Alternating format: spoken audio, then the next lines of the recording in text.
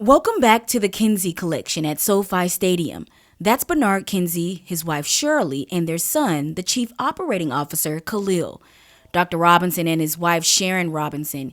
Behind them, a portrait of the Kinseys. The portrait was created by artist Lane, a Black Canadian sculptor and painter. Some of her work is on display in the Emancipation Hall at the Capitol Visitor Center in Washington, D.C. According to the family, Lane painted the portrait as a gift to the couple on their 35th anniversary. Points of entry for folks to experience. But getting back into the Kinsey's art collection, we take a deeper dive into the fashion stories and the experiences of enslaved people that are untold. Khalil Kinsey says regardless of what has been preserved, we are left to wonder, what were their names? What were their favorite colors? Why did they choose to be photographed on these particular occasions?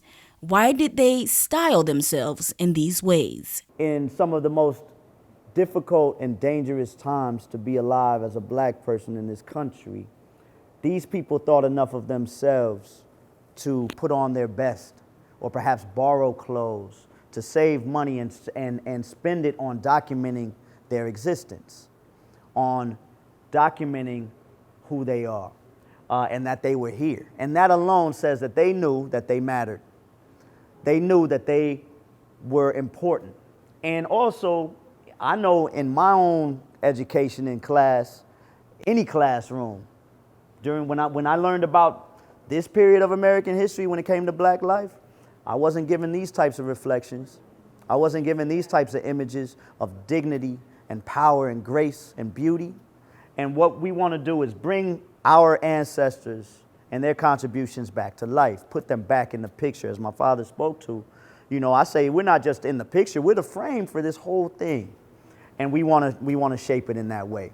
While the exhibition sheds light on the Black experience and achievements of our ancestors, as you continue to walk along the hallway, you're introduced to a reminder of the atrocities and experiences of the transatlantic slave trade.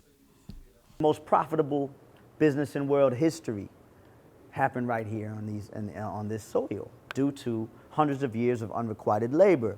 So we want to speak to that. The first piece on this wall right here in this section is an 1832 bill of sale. It is a gentleman being sold, a human being being sold into slavery for $500. My father, this is one of the first documents that my father received of this kind that really prompted him to go deeper into our history and understand how we got in this predicament in America around race and the absurdity of a human being owning another human being. Several historic portraits are displayed throughout the exhibit, some of them adding to the story behind how the Kinseys chose them for display. I didn't learn about Grafton Tyler Brown, who was considered to be one of the greatest painters of the West, right? Now, my pop probably didn't share that while he was at FAMU in 1966, or did you? The National Park Service, was integrating the National Park system, and Pop had been a Boy Scout all his life and lifeguard and overall outdoorsman, and they came to FAMU to recruit. And he raised his hand and said, I want to do that. And he said, I'll only go if my best friend Nick Walker can go. He's like my uncle. And he and Nick Walker were some of the first Black park rangers at the Grand Canyon. And that's ultimately what led he and my mother here to Los Angeles, because that was my pop's first time on an airplane, first time out of the South, right? And he experienced culture in a different way and got to see certain areas that he had only seen in a book or had been taught about. But it also has informed certain things that they collected.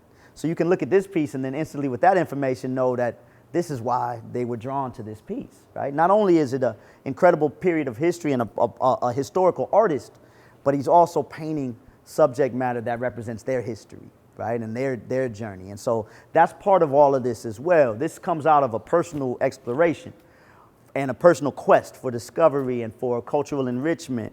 And that's kind of also for any art collectors in the house or aspiring collectors, these are good reference points. These are good points to think about in terms of when you bring art into your home, not only thinking about it in terms of what it's going to, how it's going to appreciate, but really you want to think about how you want to appreciate it, you know? And so these are evidence of those things. Finally, around the corner, near the portraits, is a slogan defined by the Kinseys as the myth of absence. We're trying to put a line through these myths. Essentially, we've been photoshopped out of the American picture, out of the American story. When we've been, played some of the lead roles or supporting roles. And what we're striving to do is put our people back in the picture and dispel the myth of absence that says, oh, well, this isn't, you didn't do this. And that's how history pretty much references things. Just like we said, Dr. Selma Burke, you read one sentence about her when she's actually the main story. You know what I mean? And that's how this is always kind of omitted or glazed over or left out all the way, which we're striving to put back in the picture. And if we don't do it, all of us, we don't know it for ourselves, we can't depend on anyone else to do it. The message reads in part, in American history, as in American life, Black Americans are invisible presences. They are not seen, not because of their absence, but because of the presence of a myth that prepares and requires their absence. We hope you visit the Kinsey Collection soon for yourself. For Florida A&M University, I'm Giovanni Hampton.